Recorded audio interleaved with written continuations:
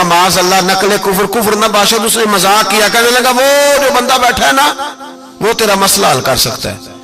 کہتے اس نے مذاق کیا, باقی تالی لگا کے ہنسنے لگے. مجھے سمجھ نہ آئی, بھیجتے بھی ہیں مذاق بھی اڑاتے, پر ڈوبتے کو تنکے کا سہارا میں چلا گیا.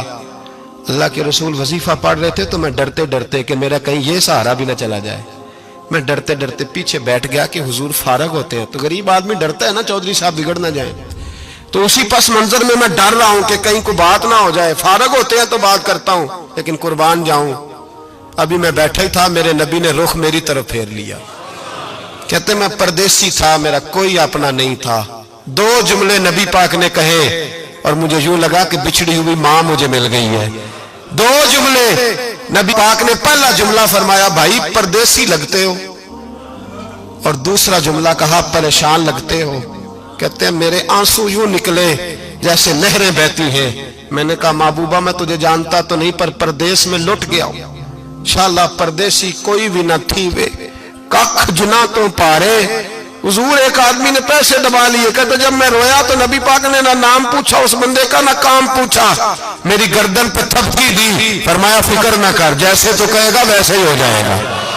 کام بھی نہیں پوچھا, نام بھی نہیں پوچھا. حضور نے بازو تھاما, گھر لائے, اور حضور نے ٹوٹی ہوئی چٹائی پہ بٹھایا, اور اللہ کا لاڈلا نبی اپنے مقدس ہاتھوں میں میرے لیے کھجوریں لایا, اور حضور میرے لیے دودھ لائے. کریم نے مجھے کھجوریں کھلائیں, دودھ پلایا, اور فرمایا جب تسلی ہو گئی, میں کئی دنوں کا بھوکا تھا, جی بھر کے میں نے کھایا.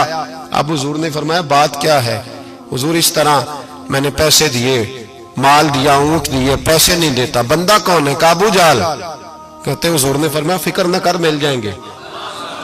تو فکر نہ کر غم زدوں کو رضا مجدہ دیجئے کہ ہے, بے کسوں کا سہارا ہمارا نبی. ملیں گے, ملنے کیوں نہیں؟ فرماتے حضور نے فرمایا چل میں تیرے ساتھ چلتا ہوں. اور بھائی کو فون بھی کر دے تو مہربانی, کوئی روکا بھی لکھ دے تو مہربانی. ساتھ کون چلتا ہے؟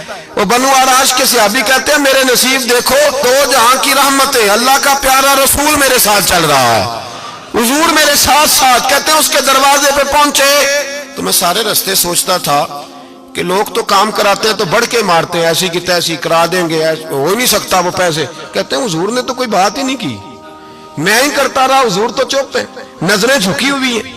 میں کہتا تھا وہ بڑا بدماش ہے, حضور کیسے بات کریں گے اس کے ساتھ. لیکن جب اس کے دروازے پہ پہنچے, دستک دی, وہ باہر نکلا, تو کہتے ہیں مصطفیٰ کی جھکی ہوئی نظروں کو میں نے اٹھتے ہوئے دیکھا. ہو ہلکا یارا تو بریشم کی طرح نرم, رزم حق کو باطل ہو تو فولاد ہے مومن.